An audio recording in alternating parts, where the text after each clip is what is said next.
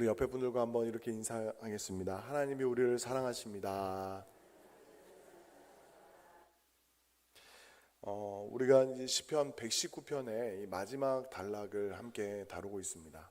22개 연으로 이루어진 이 말씀을 우리가 거의 6개월에 가까운 시간 동안 함께 나누었는데, 여러분들은 이 마지막 결론이 어떻게 끝날 것이라고 생각하십니까?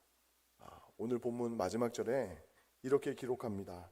이른 양같이 내가 방황하오니 주의 종을 찾으소서. 어떻게 보면 지난주에 함께 살펴봤던 말씀이 산의 정상에 올라서 마음껏 주를 찬양하고 노래하는 그 기쁨을 노래했다면, 이제 마지막 순간에는 마치 산 정상에서 내려오면서 아름다운 경치를 보면서 즐겁게 노래하듯이 하나님께서 베풀어 주신, 말씀을 통해서 베풀어 주신 그 은혜와 사랑에 감격해서 즐거움으로 노래하면서 마지막 이 시편의 119편의 대장정을 마무리할 것 같은데, 우리의 기대와는 전혀 다르게 처절한 간구로 말씀을 맺고 있습니다. 그 이유가 무엇일까요? 저를 한번 따라해 보셨습니까? 우리는 하나님의 말씀을 의지할 수밖에 없습니다. 할렐루야.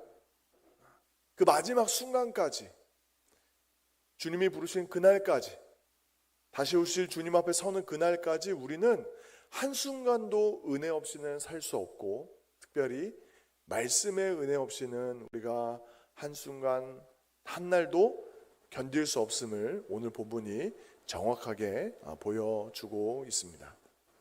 세상 많은 사람들은 크고 작은 여러 가지 자신이 의지하는 것들이 있습니다. 젊은 사람들은 자신의 건강을 의지합니다. 건강을 의지한다는 것이 무엇입니까? 내게 지치지 않는 체력이 있으면 내가 모든 것을 할 수 있다, 내가 무엇이라도 할 수 있다 라는 그 젊음이, 건강이 여러분들의 의지가 될 수도 있습니다. 또는 이제 연로하신 분들, 또 나이가 많으셔서 또 인생의 많은 지혜와 경험을 갖고 계신 분들은 내가 그동안 쌓아놓았던 삶의 지혜와 경험들이 내 삶에 큰 자산이 되어서 나의 삶을 지탱해 준다라고 생각하실 수도 있습니다. 또 내가 사랑으로 양육했던 사랑하는 자녀가, 또 우리의 가정이, 또 교회가 우리의 삶의 의지가 또 될 수도 있습니다. 그런데 우리가 하나님의 말씀 앞에서 정직하게 우리의 삶을 다 돌아보고 나면, 우리가 앞에 살펴봤던 건강이나 또는 삶의 지혜와 경험이나 또는 우리의 사랑하는 자녀들이나 가족들도 우리의 삶의 영원한 버팀목은 될 수 없다라는 사실을 우리가 정직하게 고백하게 됩니다. 그 어떤 것도 영원하지 않기 때문에 그렇습니다. 그렇다면 우리는 무엇을 의지하며 살아가야 되는가 라고 이야기할 때, 오늘 본문의 결론과 같은 말씀으로 돌아갈 수밖에 없습니다. 영원하신 하나님의 말씀, 그 생명의 말씀이 우리의 변함없는 유일한 소망이자 우리 인생의 버팀목이 되는 줄 믿습니다. 하나님의 백성, 하나님의 사람의 결정적인 증거와 특징은 무엇이라고 생각하십니까? 세상 사람들이 남부러할 만한 성공이나 성취가 우리의 삶의 본질을 결정하는 것이 아닙니다. 우리가 가난하든지 부하든지, 또 이 땅에서 크고 작은 성공을 거두었든지, 아니면 실패와 고난의 연속이든지, 그것이 우리의 삶을 결정짓는 것이 아니라, 눈에 보이는 것이 우리의 삶을 규정하는 것이 아니라, 진정한 승리의 유무는 우리가 끝까지 말씀을 붙들고 그 말씀에 의지하여 살았는가, 그것이 우리의 삶의 진정한 정체성이자 승리의 본질인 줄 믿으시기 바랍니다. 그런 의미에서 우리가 말씀 한 구절 한 구절을 읽어가면서 나는 무엇을 의지하며 살고 있는가, 주님 앞에 서는 그날까지 나는 말씀을 의지하며 살리라 라는 기도의 제목을 가지고 말씀을 한 절 한 절 함께 살펴보겠습니다. 그런 의미에서 오늘 본문 169절과 170절을 우리 한 목소리로 같이 한번 읽어보겠습니다. 시작.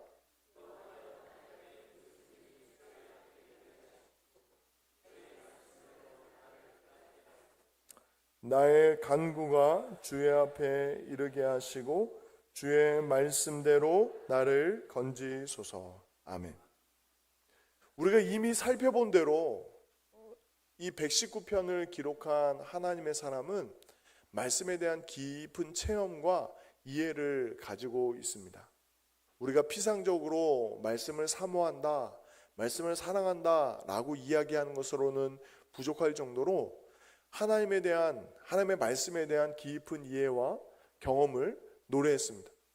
그런데 그랬던 그가, 그렇게 말씀으로 충만했던 이 하나님의 사람이 무엇이라고 기도합니까? 주의 말씀대로 나를 깨닫게 하소서. 제가 말씀을 준비하면서 세계적인 그 피아노 콩쿨,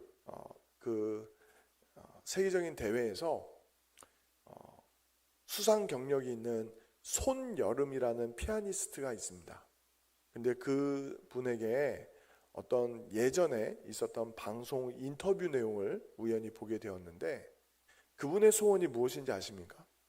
이미 세계적으로 인정받은 연주가인데 그가 변함없는 한 가지 소원이 있다면 피아노를 더 잘 치고 싶다라는 거예요. 여러분들이 이해가 되십니까? 세계 정상이에요. 정상급 연주가예요.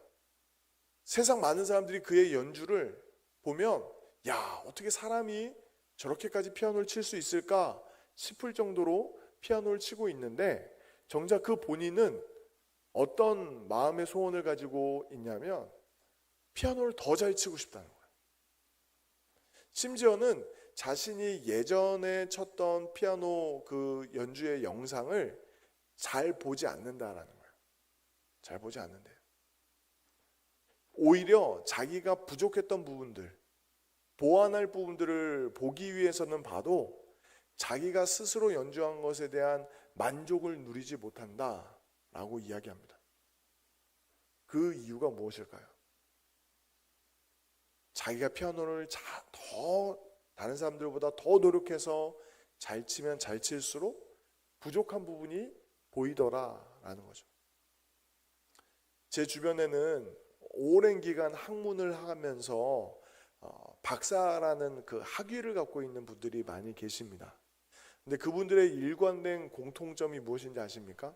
10년, 20년 동안 공부해서 다른 사람들이 깨닫지 못할 학문의 깊이를 경험한 분들이 일관되게 고백하는 것은 내가 모르는 것이 너무 많구나 라고 이야기를 합니다. 더 많은 공부의 시간을 가졌고 연구와 그 씨름을 했음에도 불구하고 그분들이 내리는 결론은 내가 모르는 것이 너무 많다라는 거예요. 오히려 내가 모르는 것을 찾아가는 방법을 배웠을 뿐이지 내가 모든 것을 안다, 내지 내가 모든 이치를 깨달았다라고 이야기하는 분들은 많지 않습니다. 오늘 본문에 이 말씀의 사람 시인도 동일한 고백을 하고 있습니다. 하나님의 말씀을 더 알면 알수록 나는 여전히 부족한 인생임을 시인이 고백하고 있습니다. 하나님의 사람 사도 바울도 빌립보서 3장 12절에 이렇게 고백했습니다. 내가 이미 얻었다 함도 아니요 온전히 이루었다 함도 아니라 오직 내가 그리스도께 잡힌 바 된 그것을 잡으려고 달려가노라 라고 말씀합니다. 내가 다른 그 어떤 사람들보다 더 깊은 영적인 체험을 했다, 더 많은 지식을 알았다라고 사도 바울이 자랑할 것 같지만 그는 감옥에서 빌립보 교회 성도들에게 자신의 있는 마음속 깊은 갈망을 이야기하는데 나는 더 주님을 알기 원한다, 나는 더 주님을 닮기 원한다, 나는 더 주님께서 맡겨주신 사명을 위해서 더 열심히 달려가기를 원한다 라고 고백하고 있습니다. 우리는 시편 119편 105절에서 이미 살펴보았습니다. 주의 말씀은 내 발의 등이요 내 길의 빛이니이다. 이것을 무엇을 말씀할까요? 우리는 보통 운전하다 보면 이제 내비게이션이 알려주는 경로를 보게 됩니다. 아, 내가 대구에서 서울까지 간다, 대구에서 부산까지 간다라고 하면 내가 어떤 길을 따라서 어떤 경로로 이 정도의 속도로 몇 시간 동안 달리면 갈 수 있겠다는 게 한눈에 보입니다. 근데 우리의 인생길은 그런 내비게이션으로 설정할 수 있는 것이 아닙니다. 하루하루, 아니 몇 시간, 아니 한순간 한순간 하나님의 말씀에 인도함을 받지 못하면 이 캄캄한 어두운 세상을 결코 승리하지 못하는 전쟁터 한가운데 우리가 서 있습니다. 제가 이 영천에서 이제 장교 훈련을 받을 때 가장 인상 깊은 훈련 중에 하나가 무엇이냐면 야간에 훈련인데 침투 훈련이었는데, 여러분들 그 밤에 적진에 들어갈 때 이 한 사람의 군인이 하루 동안 얼마큼 전진할 수 있다라고 생각하십니까? 우리는 영화의 한 장면처럼 수십 킬로 또는 수백 킬로를 단숨에 돌파하고 막 적진에 들어가서 몇 시간 몇 분 만에 작전을 수행하고 나오는 그런 영화 같은 이야기들을 종종 우리가 보았지만, 실상의 전투의 현장에서는 적진에 들어가서 정말 조금씩 전진하는 일들이 있다라는 거예요. 철저하게 매복하고 숨어 있다가 하루에 1m, 심지어는 50cm만 전진하는 경우도 있다라고 합니다. 숨죽이고 조금씩 전진해 가는 거죠. 왜 그렇게 싸웁니까? 적의 위협과 공격이 너무나 실제적이고 처절하기 때문에 아주 조심스럽게 전진하는 거예요. 아주 조심스럽게. 근데 우리는 너무나도 무모하게 이 땅을 살아갈 때에 우리가 우는 사자와 같은 사단의 공격 앞에 노출되어 있음에도 불구하고 그 공격의 위협을 전혀 느끼지 못하고 너무 쉽게 인생의 함정들에 빠질 때가 많지 않습니까? 올무에 걸려 넘어지고 적이 매설해 놓은 감정과 또는 관계의 지뢰들을 팡팡 밟아가면서 처절하게 피 흘리면서 그냥 살아가고 있지는 않습니까? 오늘 본문의 시인의 기자의 고백처럼 우리는 이렇게 기도해야 됩니다. 주의 말씀대로 나를 가르치소서. 하나님의 은혜가 아니면, 주의 말씀의 인도하심이 아니면 우리는 한순간도 살 수 없습니다. 그 겸손한 고백이 평생의 믿음의 고백이 될 수 있는 저와 여러분이 되시기를 예수님의 이름으로 축원드립니다. 171절과 172절은 제가 읽겠습니다. 주께서 율례를 내게 가르치심으로 내 입술이 주를 찬양하리이다. 주의 모든 계명들이 의로움으로 내 혀가 주의 말씀을 노래하리이다 라고 이야기합니다. 성경에서 종종 우리의 눈이나 우리의 혀, 우리의 입술은 우리의 마음의 상태를 보여준다라는 의미가 많이 있습니다. 표현들이 있습니다. 나의 영적인 상태, 우리의 마음의 상태를 정확하게 점검할 수 있는 여러 가지 표지들이 있는데, 나의 입술에, 나의 혀에 주를 향한 찬양이 있는가라는 것을 점검해 보시면 좋습니다. 그냥 아무렇지 않은데 그냥 일상 속에서 내 입술에 감사와 찬양이 끊이지 않는다면 여러분들의 마음 속에 하나님의 말씀이 주장하고 있는 것입니다. 근데 때때로 어떤 문제 때문에 그럴 수도 있지만 우리의 마음이 여러 가지 실패와 좌절과 걱정과 근심과 염려로 인해서 원망과 불평이나 미움이나 그런 다툼의 감정들이 여러분들의 삶을 장악하고 있다면 여러분들의 입술에서 감사와 찬양이 나오기는 어렵습니다.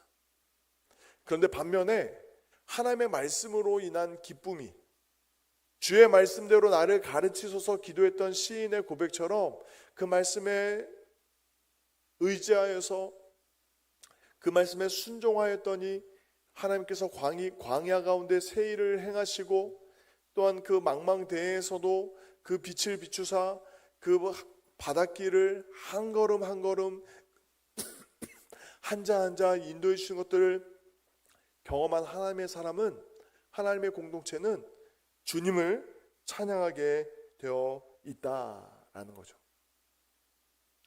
여러분들은 어떤 좋은 음식을 먹거나 또는 예전에 느끼지 못했던 좋은 경치나 아름다운 것들을 보게 되면 어떻게 하십니까? 사랑하는 사람들에게 그것을 알려주게 되어 있어요. 어디 가니까 어떤 음식이 맛있더라. 내가 한국의 어느 곳에 갔더니 또는 해외의 어떤 장소를 갔더니 경치가 너무 아름답더라. 누구한테 이야기하게 돼 있습니까? 여러분들이 사랑하는 가족에게, 또 친구에게, 성도님들에게 이야기하게 되어 있습니다. 찬송은 그러한 측면이 있습니다. 먼저는 하나님께 감사와 찬양으로 그 영광을 주님께 올려드리는 그 1차적인 기능이 있다면, 동시에 내 사랑하는 이들에게 하나님의 선하심과 의로우심과 우리의 삶을 깊이 찾아오셔서 도우신다는 그 놀라운 복된 소식을 전하게 되어 있다라는 거죠. 전하게 되어.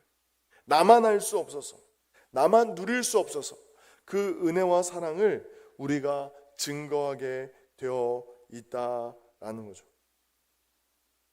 근데 그 찬양의 기쁨, 감격을 누리는 사람은 어떤 사람입니까? 그가 처한 어떠한 상황보다도 하나님을 더 크게 보는 사람. 내가 처한 현실이 비록 광야일지라도 눈에 보이지 않지만 지금도 나와 함께 계셔서 나의 삶을 붙드시고 인도하시는 하나님을 크게 보는 사람. 크게 보는 사람.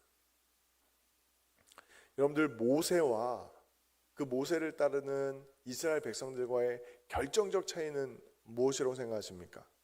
그 능력을 행하는가 행하지 못하는가, 그것이 본질이 아니라 눈에 보이지 않지만 살아계신 하나님이 나와 함께 하신다는 것을 느끼는 사람과 느끼지 못한 사람의 차이입니다.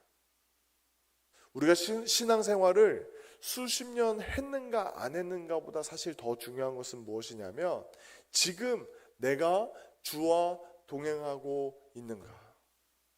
우리의 직분이 우리의 삶을 규정짓는 것이 아니라 지금 내가 눈에 보이지 않지만 살아계신 하나님, 그 선하신 하나님의 말씀에 의지해서 하루하루를 살아가고 있는가라고 질문해 보셔야 됩니다.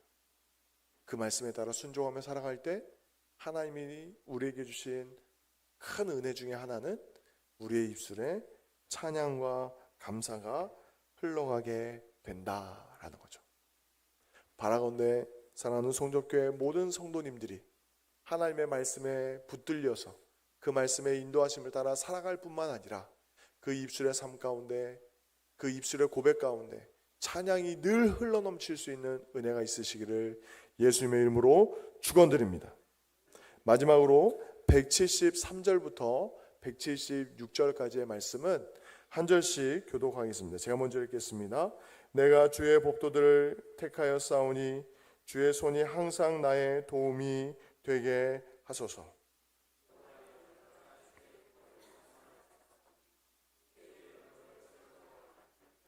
내 영혼을 살게 하소서. 그리하시면 주를 찬송하리이다. 주의 규례들이 나를 돕게 하소서. 이른 양같이 내가 방황하오니 주의 종을 찾으소서. 내가 주의 계명들을 잊지 함이니이다. 아멘. 우리가 어떻게 보면 말씀을 함께 읽어가면서 제가 결론을 먼저 말씀을 드렸지만, 이 시인의 이 마지막 고백은 내가 드디어 말씀의 도를 다 깨달았습니다. 흔히 말하는 동양 어떤 철학의 표현처럼 나는 득도를 했습니다. 다른 사람들이 깨닫지 못한 비밀을 알았습니다. 나는 이것으로 충분합니다. 이제 내가 그 비밀들을 가르쳐 주겠습니다 라고 이야기하는 것이 아니라 주의 말씀대로 나를 가르치소서. 이른 양같이 내가 방황하오니 주의 종을 찾으소서라고 이야기하면서 선한 목자 되신 하나님의 도우심을 구하고 있습니다. 이 선한 목자는 우리 예수님이 이 땅에 오셔서 우리를 대신해서 십자가에서 죽으시고 부활하심으로 말미암아 너무나 선명하게 우리의 선한 목자 되신 주님을 우리는 어떤 의미에서 이 시편의 기자보다 더 선명하게 느끼고 살고 있습니다. 선한 목자는 양을 위하여 자기의 생명을 내어준다. 요한복음 10장에 말씀하셨던 그 주님이 성경대로 십자가에서 죽으심으로 하나님의 우리를 향한 그 사랑을 증명해 보이셨습니다. 확증해 주셨습니다. 하나님 아버지께서 그 아들을 내어주시기까지 우리를 사랑하셨다면 무엇을 더 주시지 않겠습니까?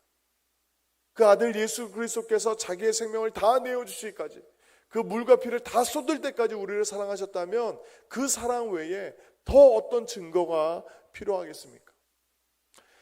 아버지와 아들의 이름으로 우리에게 약속하신 성령이 우리 가운데 거하시며 우리의 삶을 매 순간 인도하고 계시는데 우리가 더 무엇을 구하겠습니까? 우리가 구할 수 있는 단 한 가지가 있다면 그 성삼위 하나님께서 우리의 삶 가운데 더 말씀으로 충만히 임하셔서 우리의 삶을 인도하여 주시기를 우리는 더 간구하는 것입니다. 제가 2011년도 12월까지 수영로 교회에서 사역을 했는데 지금은 돌아가신 천국에 가신 그 정필도 목사님의 그 어떤 마지막 고백과 같은 교육자들에게 들려주셨던 그 덕담이 아직까지 생각이 납니다.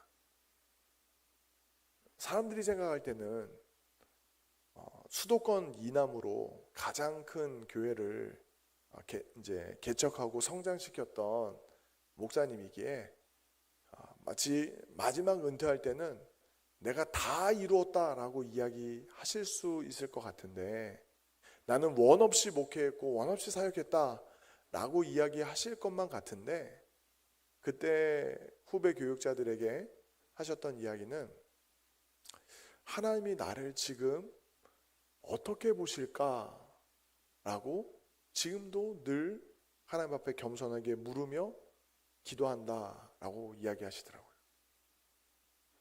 골방에서 하루에 2시간, 3시간 때로는 많이 기도하실 때는 하루 오전 내내 골방에서 나오지 않고 기도하시던 그분이 하시던 이야기가 나는 어떻게 하면 하나님을 기쁘시게 할 수 있을까? 과연 내 인생이 내 지나온 모든 사역과 섬김의 삶이 정말 하나님을 영화롭게 했는가? 하나님께 영광이 되었는가? 라는 사실을 다시 또 묻고 하나님께 또 묻고 그 남겨진 삶을 살기 원한다 라고 이야기하셨습니다. 또 인상 깊은 이야기 중에 하나가 정말 내 삶이 하나님께 영광이 되지 않는다면 하나님께서 나의 삶을, 나의 생명을 그냥 가져가셔도 좋습니다 라는 기도를 늘상 하셨어요.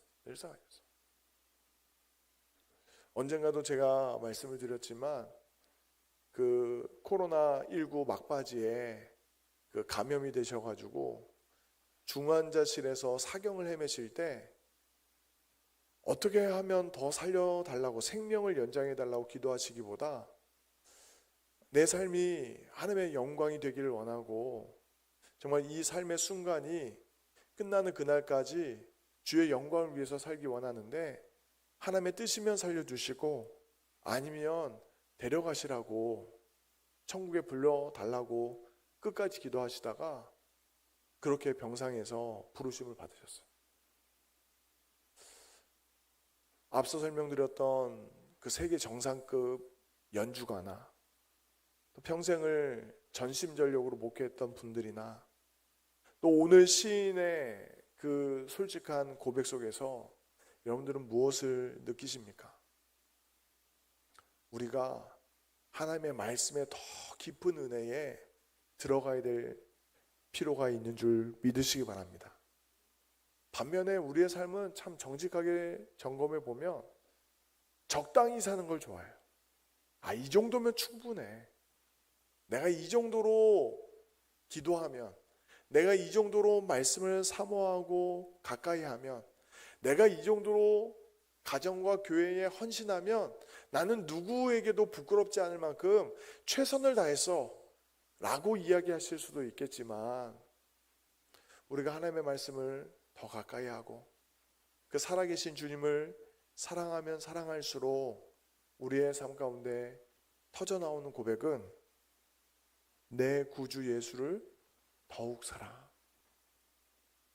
나는 정말 주의 은혜가 아니고서는 단 하루도 살 수 없는 인생입니다.